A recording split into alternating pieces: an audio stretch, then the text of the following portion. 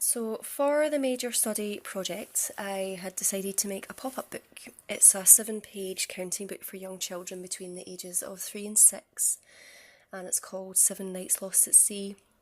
It's a very short rhyming story about a sailor who finds his way home through different seascapes, and each spread has a pop-up related to that section of the rhyme and a number, and the numbers count down from 7 to 1 as you go through the book.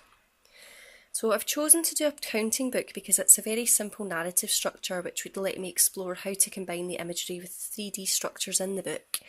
I've made pop-up structures in a previous module and I find that they're a really exciting way to bring a story to life. I think the interactive moving parts are really interesting to develop in mind of how a reader might understand the story. So here on the first page there are peepholes cut out from the structure at different depths, and the idea really is to give the impression of looking into the sea and discovering the sea life inside. So one of my main aims for the project has been to design children's illustration which expresses a narrative in more dynamic and creative ways. So I've focused my investigations on finding ways to communicate a narrative with imagery that will enhance the story. So to make illustrations which are less representative of the text, I've tried to design visual imagery where the illustrations don't just represent what the text says, but rather takes advantage of what the text doesn't say to add to it visually. I've designed each page with the reader in mind, so during its development I was really thinking about how to make it entertaining when it moves, as well as being able to tell a story that they might enjoy and understand.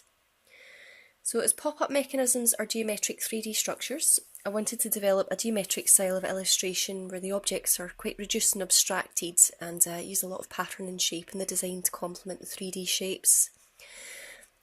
By investigating modernism, I've tried to develop a visual style which is conducive to this, so I've been looking at abstraction of shape and form and cubism because of the style of deconstructed flat forms shown from many perspectives at once. I found that by analysing cubism it helped me to break away from my usual designs and to think about form and space in a different way.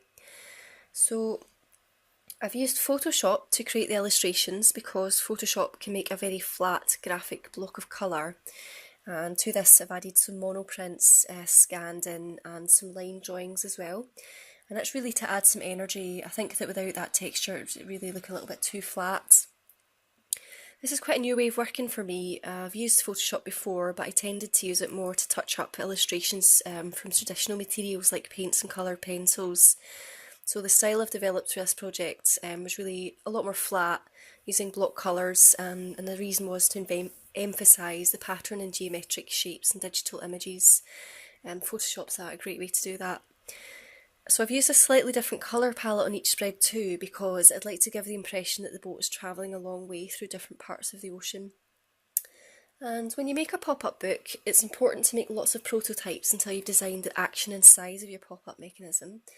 And it's important to accurately measure the angles of your final design to create a net, and that's really a map of the angles and measurements for the base in each part.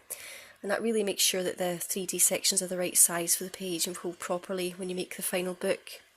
It's important to work really accurately because it's a really specific process, and if your angles are out on one pop-up mechanism, it will most likely affect all the other mechanisms on the spread and probably won't function properly.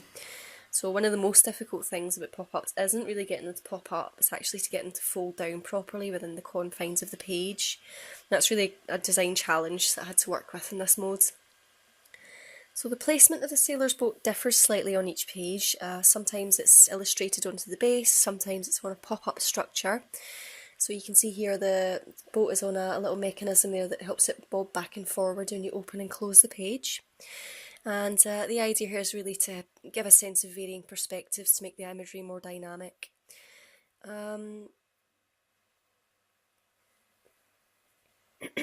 So one challenge in making a pop-up book is to consider the page in 3 dimensions. It's really important to consider the design as facets of a whole, because a poorly thought out 3D composition will most likely result in a less dynamic pop-up spread, or one which doesn't really work properly.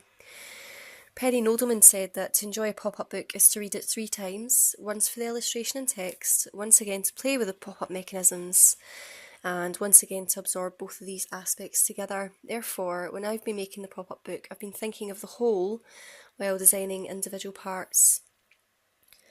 So This was really the challenge I'd set myself, to combine the three elements of the pop-up parts, text and illustration, to produce a whole narrative where each element adds a little bit to the story.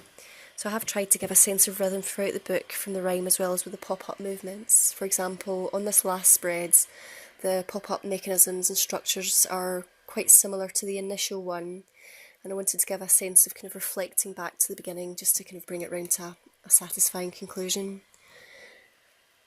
So I hope you enjoyed my pop-up book.